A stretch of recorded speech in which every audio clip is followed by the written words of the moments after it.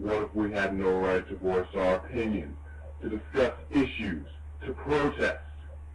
What if we were forced into silence?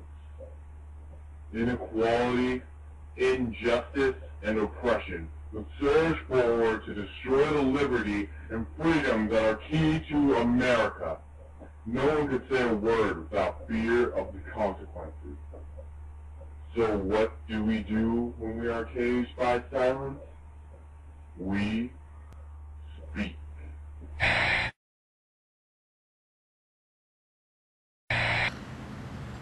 can't believe Mr. Gordon made that 30-page essay he due next Monday. But you see, he at least gave us the chance to have teams. Yeah. Well, at least we chose an easy topic like freedom of speech. Are you sure you know everything about that? Do you know the origins of freedom of speech?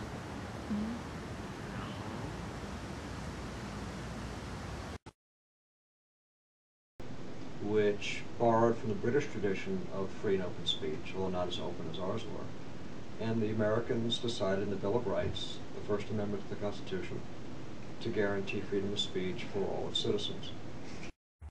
Freedom and liberty were the basis of the country we call home. After being released of the tyranny of the English king, the colonies drew up a document that became the blueprints of America, the Constitution. On December 15, 1791, the First Amendment was ratified and became part of the Constitution.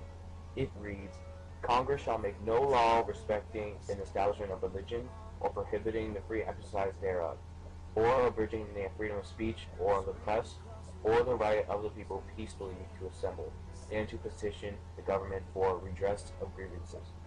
This became one of the most well-known amendments to the Constitution in America. It ensures the basic liberties of freedom of religion, freedom of the press, freedom to petition, freedom to peacefully assemble, and of course, the freedom of speech. The long night of their captivity. But 100 years later, the Negro still is not free. The most famous speech from the Civil Rights Movement.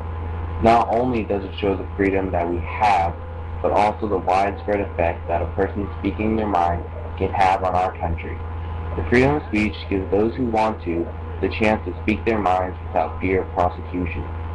By going through mass protesting and later some lawsuits, African Americans and other minorities were able to achieve rights for themselves. And even though other countries like North Korea and China have the rights of speech and expression listed in the Constitution, few put it into practice as freely as we do.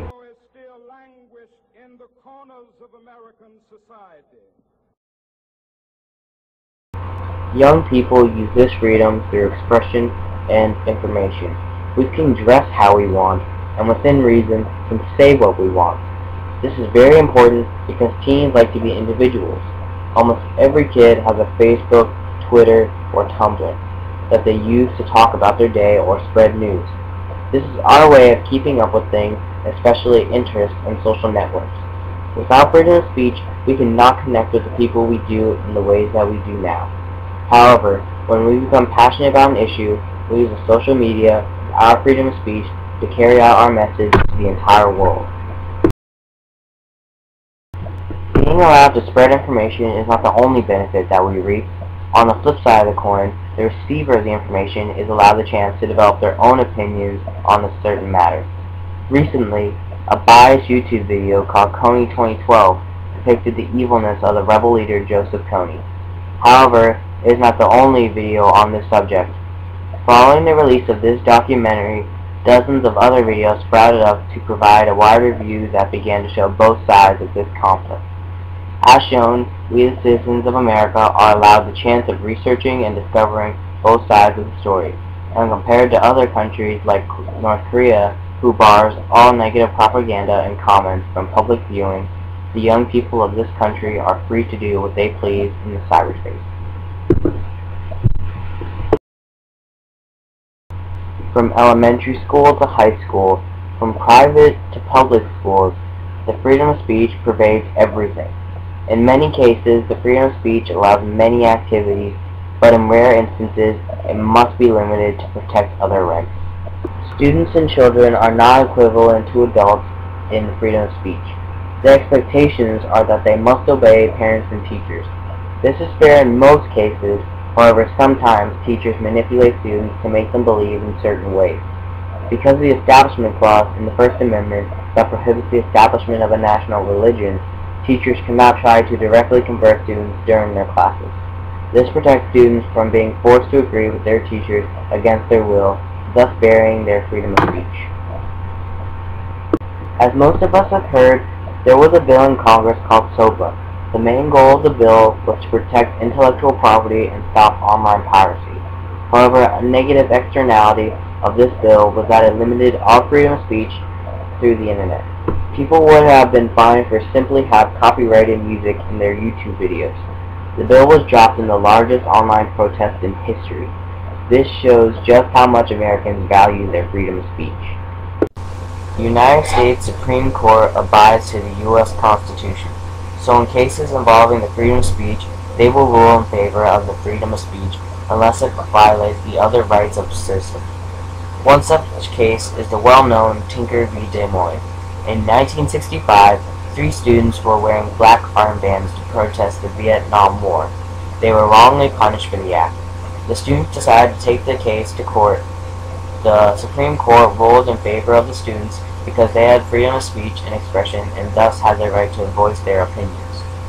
Another case was Cohen v. California.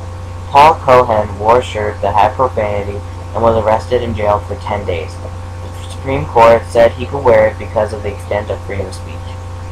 Though the majority of cases involving the freedom of speech are pro-freedom of speech, there are some that limit and restrict the freedom of speech.